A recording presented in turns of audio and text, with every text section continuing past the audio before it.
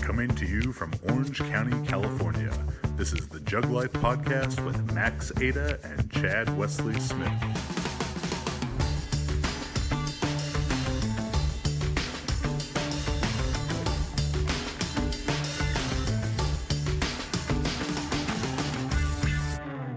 Hey everybody, what's up? Chad Wesley Smith here, Jug Life Podcast, joined, as always, virtually today by monumental Max Montana. How you doing, buddy? I'm doing pretty well. Having a good time today. Well, you just got to have a fun Skype, fun Excel talk with Garrett. That's always... as exciting as the artificial intelligence in Terminator is, building the artificial intelligence training platform, not nearly as exciting. How did that call? Was it 30 minutes as advertised? I got off the phone at 1:24, and so it was about 2 hours. Yeah, that sounds about right. To brag about Max, so he doesn't have to do it for himself.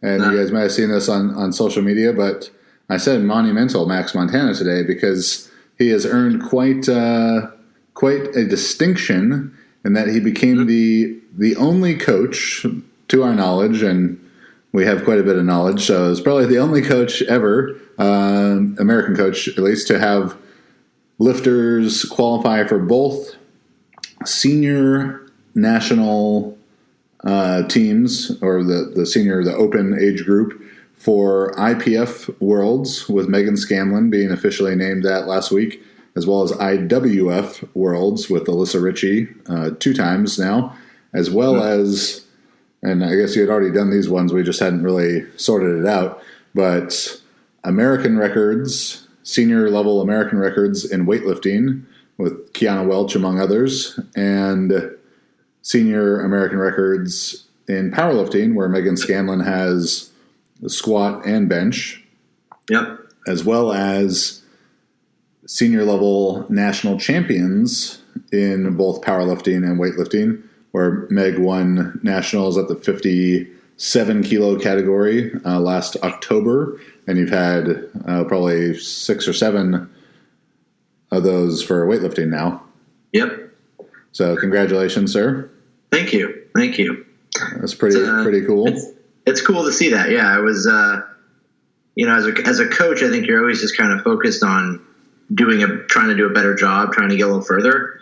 You don't necessarily stop and think about that, and I'm definitely not I don't think either one of us is the type to go on social media and proclaim our greatness, whether it's real or imagined. So it's cool, and I appreciate you acknowledging that, and I appreciate seeing it. It means a lot when you have success in that, It is. It's pretty cool. I mean, those are 3 very, very significant things that a lot of other people are striving to do all the time and have not. Yeah, it's true. So today's podcast topic we actually got from a fan on Instagram, OliNate109. So thank you very much to OliNate109. And he originally had asked me how good of a discus thrower did I think that Zion Williamson would be. Zion Williamson, this incredible basketball player for Duke, 360 dunking on people all the time. His high school highlight films are the craziest shit ever. And I told him that'd be a short episode because I'd just say he'd be incredible. He would be one of the best ever. Really, he's 6'6", 6'7", 280 pounds. People are talking about a 44, 45-inch vertical. I'm not sure if they're referring to a standing or with an approach vertical there. I can maybe go with he has that high of an approach vertical. But just a phenomenal athlete, clearly incredibly coordinated, all that stuff. So then he said, he's OliNate109, then suggested, well, what about just professional or mainstream sport athletes we'd be interested to see compete in strength sports or Olympic sports? And I think as a sports fan and people involved in these sports, is exciting in some regards and humbling in other regards to to think about if, an NFL player decided one day, like, oh, powerlifting, that seems cool. Let me go do that. How overwhelming they would be in it. Yeah. Yeah. I even remember Misha Koklayev saying, when he did weightlifting, that he was a sportsman, which Russian people would refer as like a professional sport athlete, but that strongman was just sort of like a hobby. Yeah. And, And, I came from track and field background and had thrown pretty far, and sometimes feel like that as well. Sometimes feel like, track, shot put, that was the real sport. And more so when I started powerlifting back in like 2010, 2011, like, this is definitely not the same level. The level of competition has risen exponentially since then.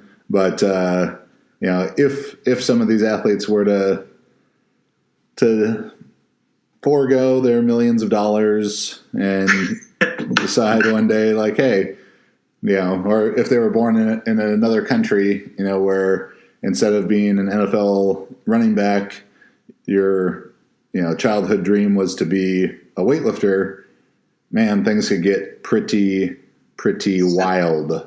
Someone once asked me at a seminar, what would you do if you had somebody that was as talented as, some kind of, someone who's talented enough to be a, NFL player, pro, really is going to be a pro sports athlete, could do that.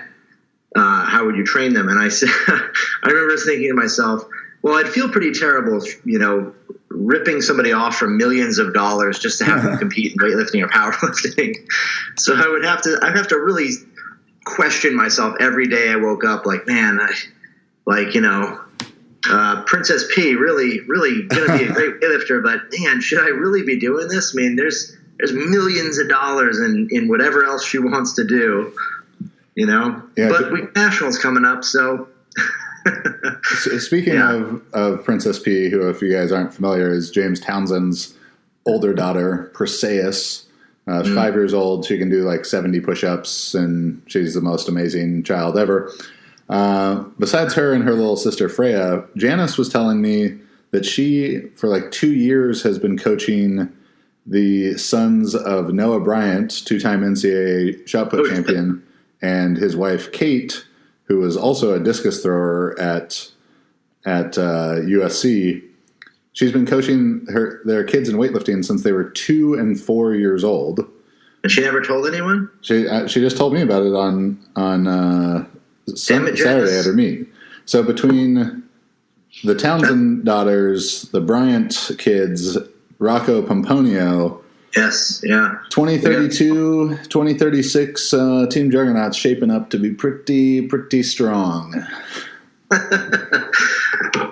It's true. Well, we got school age. School age is only another probably 8 years there, 10 years there for some of them. I mean, I would say about 10, within 5 years, Perseus is probably 45 kilo national champ level. Oh yeah, probably within a couple months. So just diving on into this, and we want to hear in the comments who we missed and who you think it would be. These lists for most of these sports could go on for dozens, if not hundreds, of names of people who would probably be incredible. So I just kind of pulled out names that I knew had either backgrounds in the sport or, had somewhat verifiable, whether that's combine numbers or videos and stuff of lifts they had done and jumps and all those kind of things. So leading off with powerlifting, for powerlifting, I think the ideal powerlifting body, the Ed Cohen body, is really a bad body type for almost every other sport, particularly ones that involve running, because you're going to have pretty short legs for the most part. Yeah. So I think there's a lot of professional football players and stuff who might have huge deadlifts because they have really long arms and long legs, but kind of a bad body type for some of the other lifts. Yeah. But as you get, there's guys who are just going to be so powerful and so wired that it's not going to matter either way. So my pick is as number one mainstream sport athlete I would be interested to see do powerlifting is Andrew Billings, who's a defensive tackle for the Cincinnati Bengals. And in high school, growing up in Texas before he went to play for Baylor, he broke the Texas high school powerlifting record held for 23 years by Mark Henry by doing 805, 500, 705. Jesus Christ. And, the Texas high school powerlifting is single-ply competition. Right. But it's really a crapshoot from what I've heard of, like, how old that equipment is, how well it fits anyone. That some guys they're wearing a shirt that's 10 years old, and it's just, their school has, 3 bench shirts, one for the biggest guys, one for the medium guys, and one for the small guys kind of thing. So I don't know how much Andrew Billings is getting out of the equipment. He played college football at Baylor, and when he was a freshman there, I knew some of the strength coaches. Shout out to Keith Catton, and Keith told me that he was just unbelievably strong, like the type of strong where it was like you don't need to lift these heavy of weights to be good at football. Like it's not worth the energy. It's not worth the risk. When you break a record from Mark Henry, maybe the most talented strength athlete of all time, you're strong as shit. So Andrew Billings. I would have put Larry Allen on that. Larry Allen is coming in the list. Larry Allen could fit many, many places on this list, I think. Yeah, and powerlifting, so many of these guys could cross over to so many of these different sports and be hugely successul. That's why they're getting paid millions of dollars to do what they do, while we're getting paid dozens of dollars to compete in powerlifting and weightlifting. But James Harrison, I think that's going to be one that a lot of people pick. I've seen a video of him doing dips with like 180-pound weighted dips. They talk about him benching over 500, squatting over 700. He is a guy that I wouldn't be shocked, now that he's retired. He clearly loves to train hard as hell. James Harrison, if you're listening, like do a powerlifting meet. That would be awesome. Yeah. He seems like he might be one who would actually do that.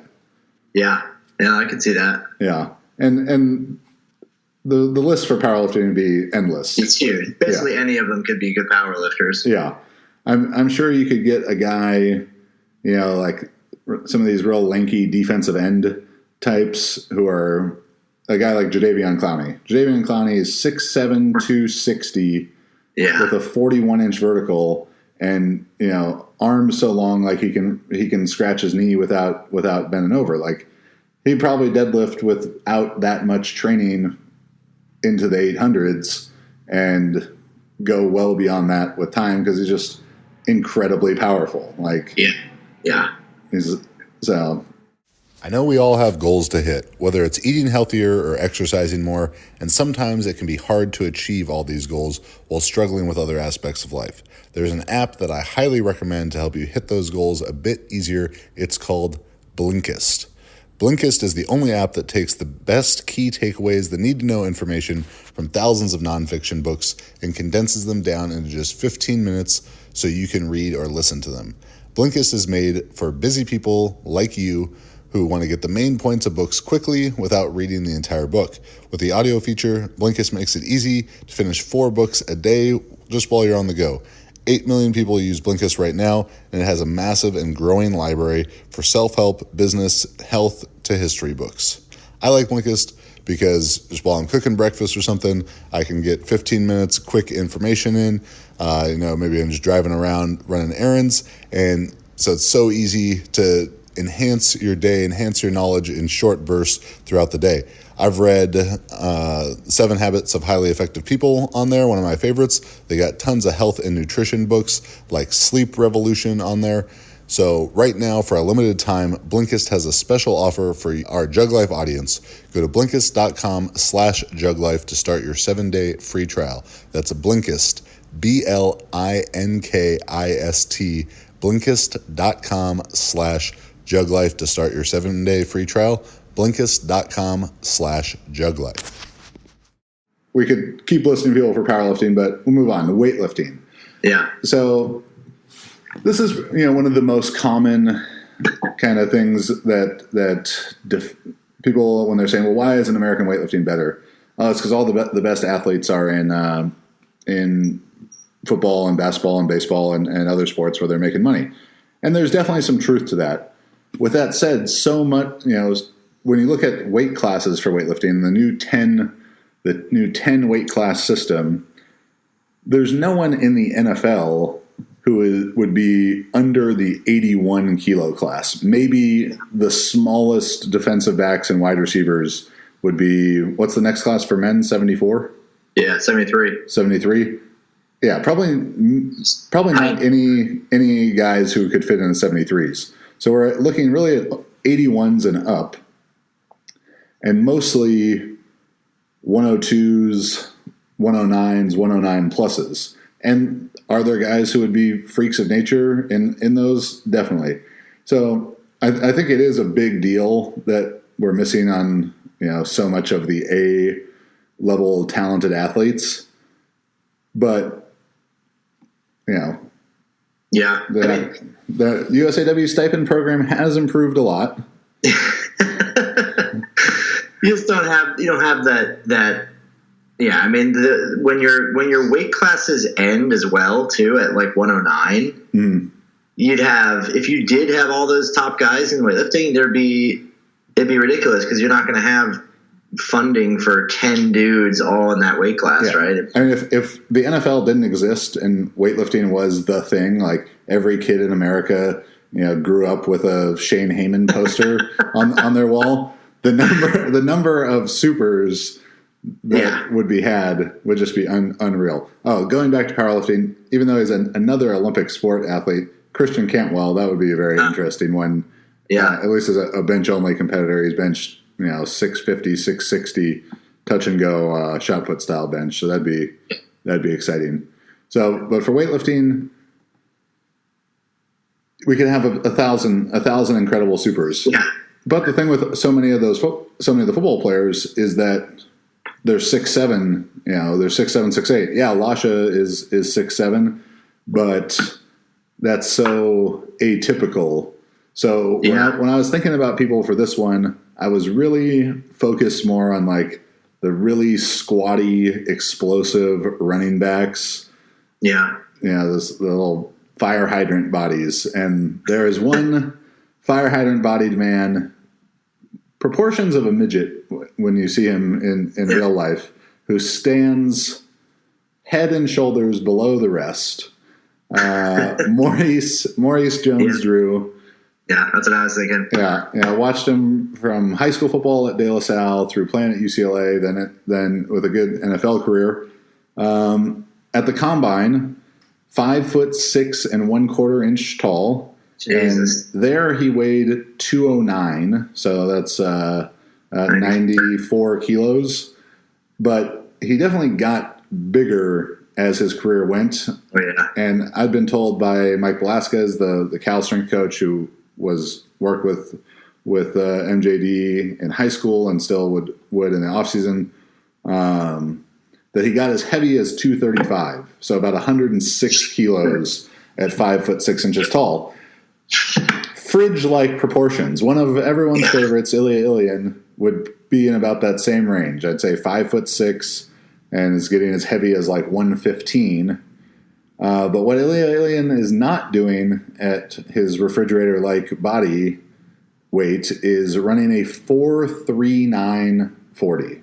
God, that's absurd. 4.3940, 36-inch vertical for MJD.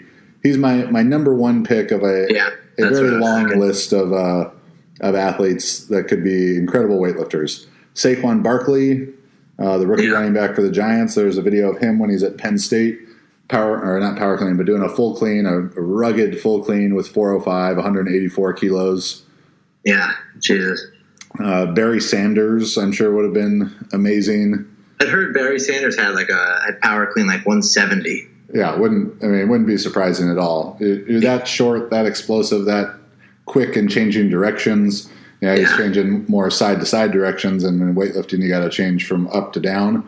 But Darren Sproles, for current guys in the NFL, I think Tariq Cohen, the running back for the one of the running backs for the Bears, very, very short, very, very explosive. Yeah, I mean, I think those guys would be just unbelievable because their body proportions are fantastic.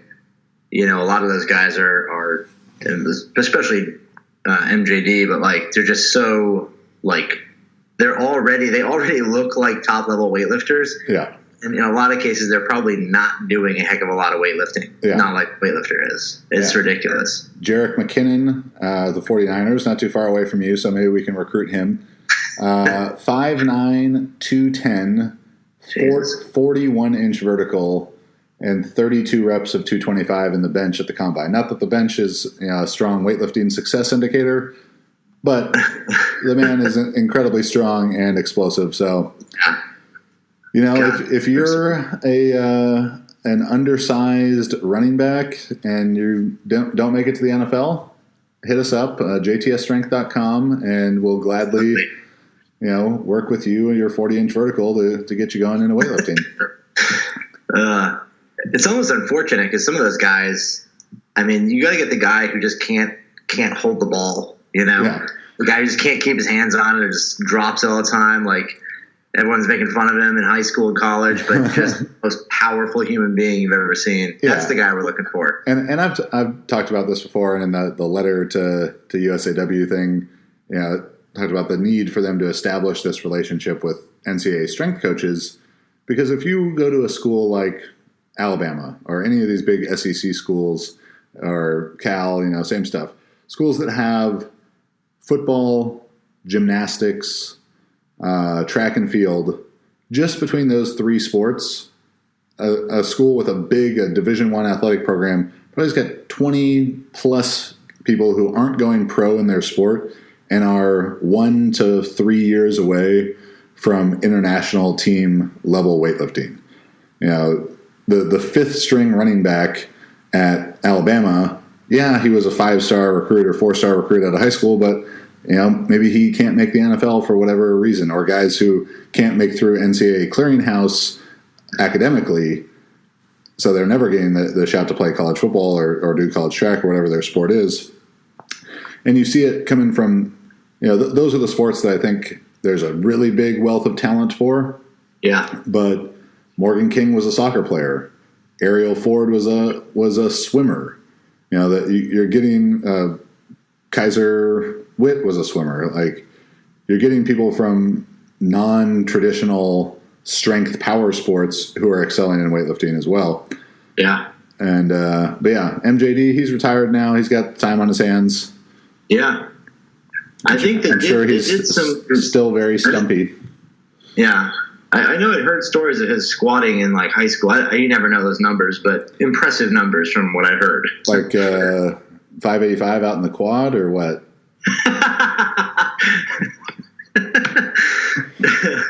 He didn't have the record like that fellow. Whoa, I did not expect that. Yeah, big numbers like that, like 600 plus. But I mean, you never know depth and whatnot. Yeah, I know at UCLA he had a lot of the lifting records for the football team there. Moving on to strongman.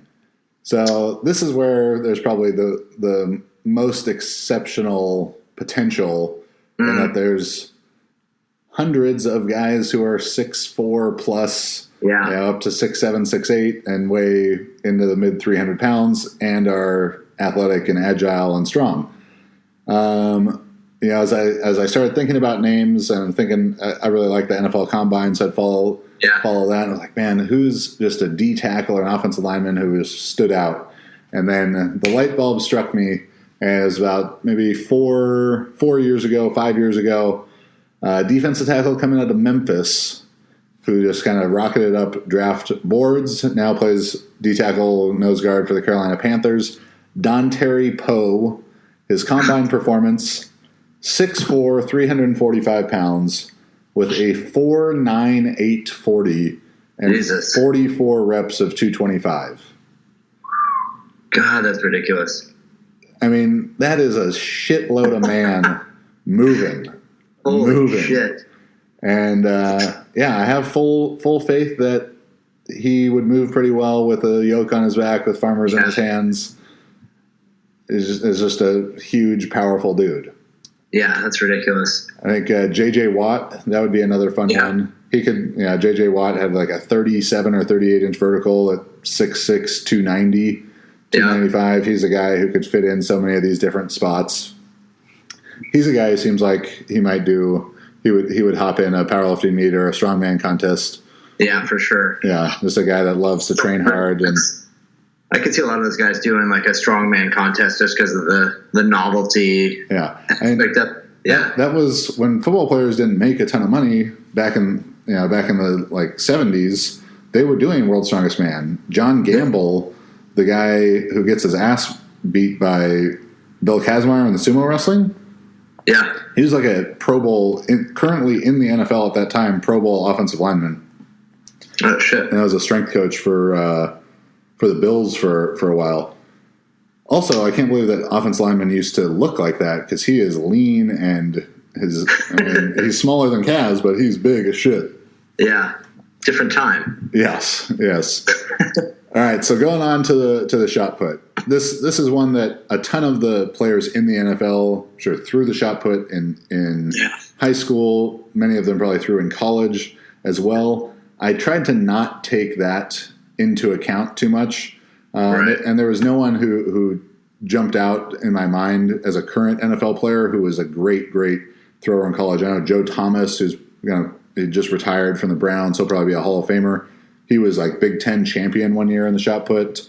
Vince Wilfork retired a couple years ago. He was ACC champion in the shot put when he was at Miami. But for just basing this on the physical abilities and the shot put, when you look at guys like Christian Cantwell, 6'6", 350, down to our buddy Adam Nelson, about 5'11", 6 foot, 260. There's a pretty broad range of body types that could be successful. Yeah. As long as you're very, very explosive, very, very coordinated, and fast and strong. And a name that was mentioned earlier here, I don't know if he had any background throwing the shot put in high school or college, but I'm sure he would have been good at it, is Larry Allen, which the kids out there, the kids might not know Larry Allen. Larry Allen was like 2 generations of NFL player ahead, playing offensive line for the Cowboys, great teams in the 90s, and then with the 49ers, very, very long career. 6'3", 325, but this is still when the offensive lineman, it was rare to have a 300-pound offensive lineman. You were getting more 270s, 280s, but being 325 in 1994 would be the equivalent of him being like 400 pounds now. It was huge. And he wasn't just huge. He was, by the clip that you're going to see right here, where he runs down a linebacker after Troy Aikman throws a pick, and Larry Allen runs like 30 yards and hawks this linebacker from behind. He's incredibly fast and explosive. By the way, here's a video of him benching 700 pounds. Yeah, it's not paused, and maybe the spotter touches it a little bit. Some guy also jumps over his belly, too.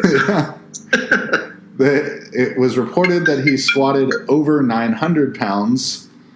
Again, we can't verify these things, but holy shit, he's obviously a freak. Friends people I know who've played in the NFL talk about playing against him, practicing against him, how fast he was, how with one arm he was just overwhelming their entire body. Larry Allen. That's if no one had any shot put experience and we could just go off physicality, Larry Allen, number 1 pick. He could probably throw a shot put like a baseball and still do pretty well. I wouldn't be surprised.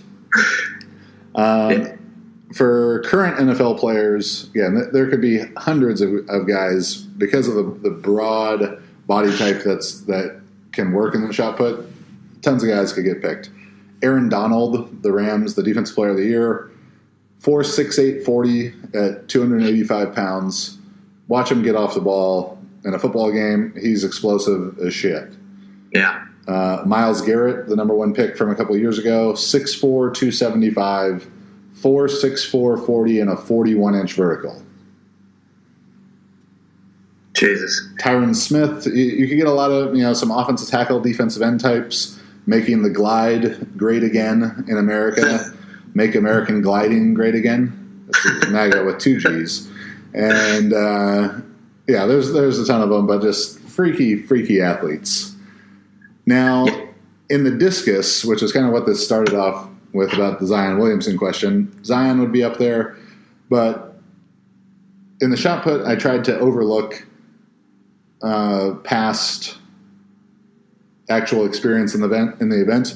In the discus, I could not do the same thing, and this is probably a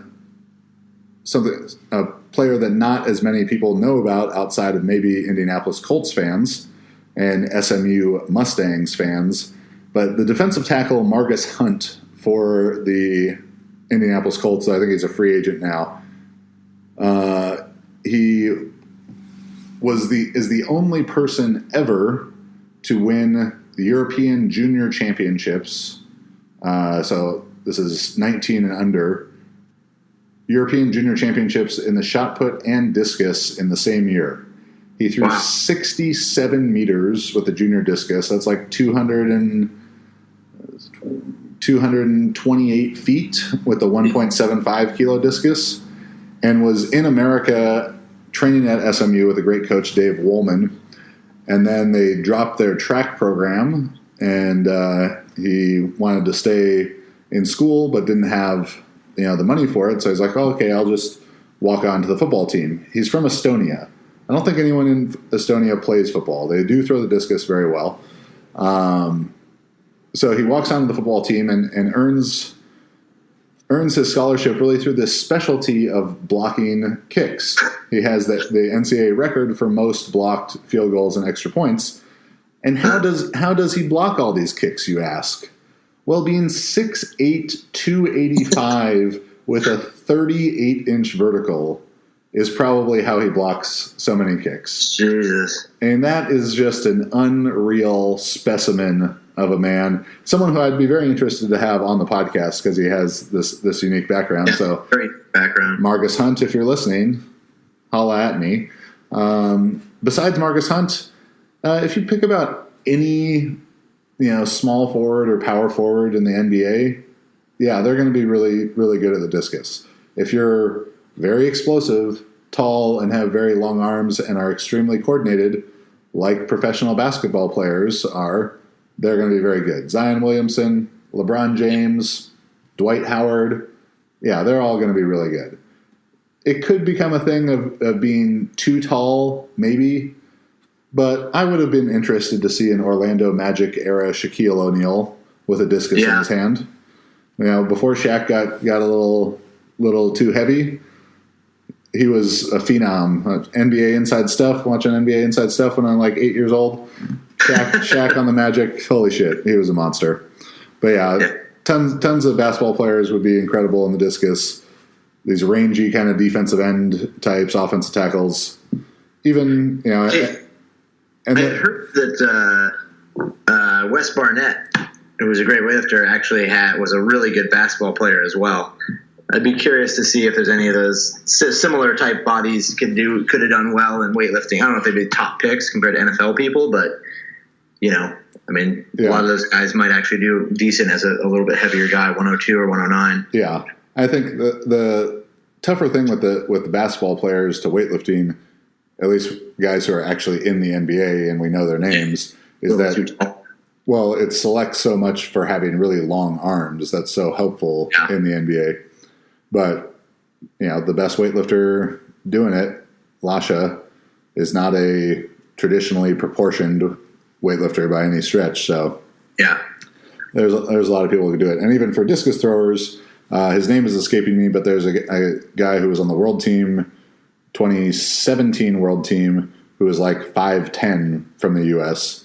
Anthony Washington was a guy in the 90s, like 6 foot, 240, and throwing 70 meters. So if you're just fast as shit too, you can do it.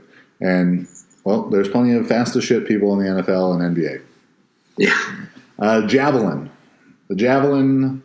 One of my buddies is NCAA two-time All-American in the javelin, the former Cal school record holder, and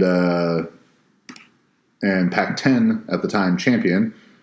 So he and I were talking about this, and we've talked about what football player, what athlete would be the best javelin thrower, and he was talking about how it's not just about having the cannon arm; it's also the athleticism, the rhythm to get in a very awkward position, to bring speed down the runway, to be kind of elastic and all that stuff.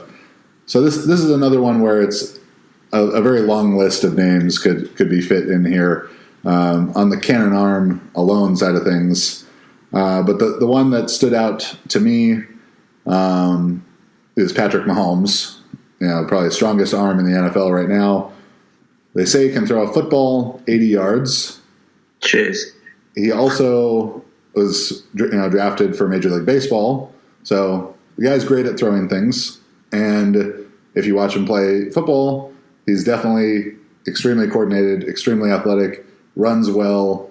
He's going to be able to get himself in the weird position you need to for the javelin and make it happen. I'm sure Patrick Mahomes would do quite well. Of current NFL guys, Josh Allen, cannon, huge, fast, Cam Newton. The list will go on. Most NFL quarterbacks are going to be very good. For historical kind of people, John Elway, Brett Favre, John Elway was football and baseball professional level in both of those. I think that's kind of the magic combo is if you have a football baseball guy, he's coordinated, he can run. They're going to be really good. Imagine if your phone was the same as it was in the 1940s. This is exactly when the technology you were using to clean your air was developed. The last major innovation in air purification was in the 1940s with the invention of the HEPA filter during the Second World War. Molecule replaces 50 years old, antiquated technology by introducing a breakthrough science that is finally capable of destroying air pollutants at a molecular level. Molecule makes a meaningful impact for asthma and allergy sufferers. One customer even said that she was able to breathe through her nose for the first time in 15 years. Breathing clean air transforms the way you sleep, particularly if you suffer from asthma or allergies. We're not immune to the air around us, so if you're susceptible to allergens and pollutants in the environment, it's going to affect your sleep, it's going to affect your recovery. Many Molecule customers have reported feeling energized after the best sleep they've had in years. Molecule's technology has been effective and verified by science, but most importantly, it's been tested by real people. Molecule's already helped allergy and asthma sufferers around the country better cope with their conditions and significantly reduce their symptoms. For $75 off your first order, visit Molecule, MOLEKULE.com and check out, enter JugLife. That's Molecule, MOLEKULE.com, enter JugLife for $75 off your first order. But when you look at the javelin world record holder, he is atypical in the body type that is associated with being the best for the javelin.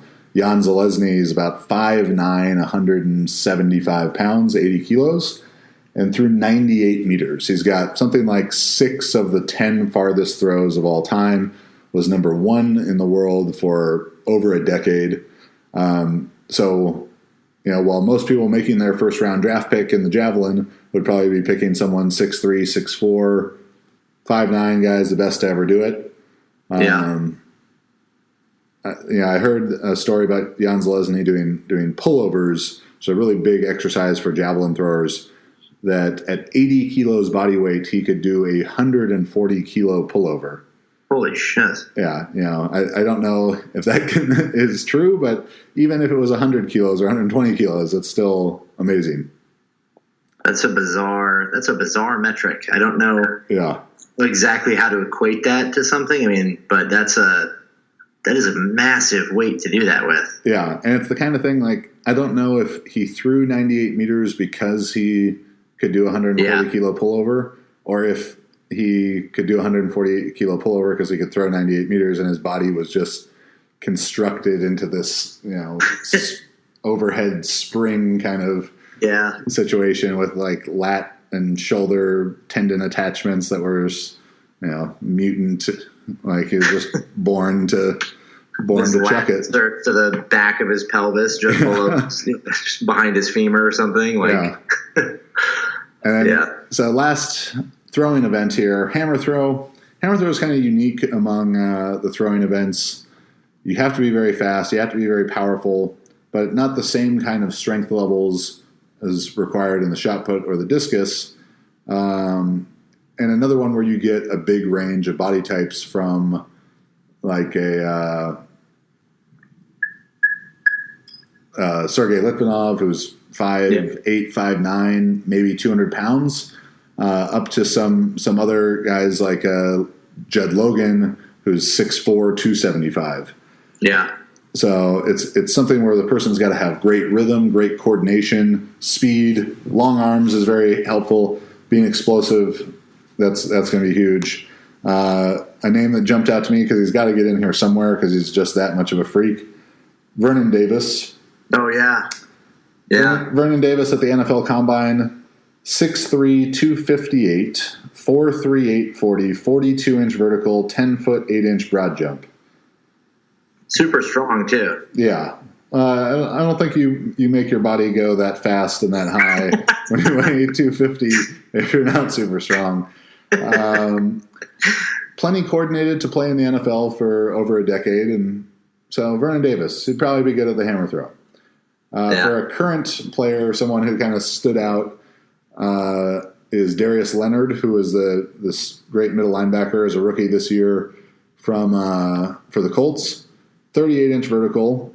But what really stood out about Darius Leonard is if you just look at him, the first thing that you notice is, holy shit, this guy's arms are long. 6'2" with an 82-inch wingspan.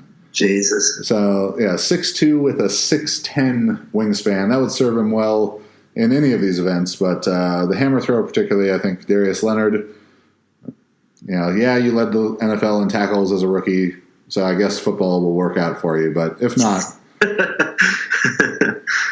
Yeah, it might pan out. It might go somewhere. Yeah. Stick around there. On the all right, these last couple ones, the sprints. A lot of fast guys.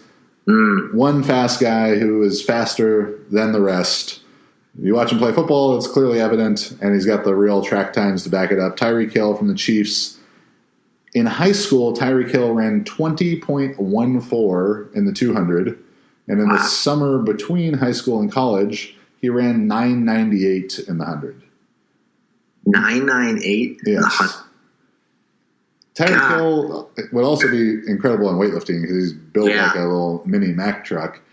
But that's true world-class speed. He was a junior world competitor. That's where he ran the 9.98. That's legit huge track speed. He's got acceleration, which you can see on the football field, and then top end speed shown by those track numbers that are very, very, very rare. That is unreal. Yeah, I remember when Chris Johnson, CJ2K Chris Johnson, who had the fastest 40 ever at 4.24, hence got broke a couple of years later by John Ross, but he was talking about how he could beat Usain Bolt in the 40.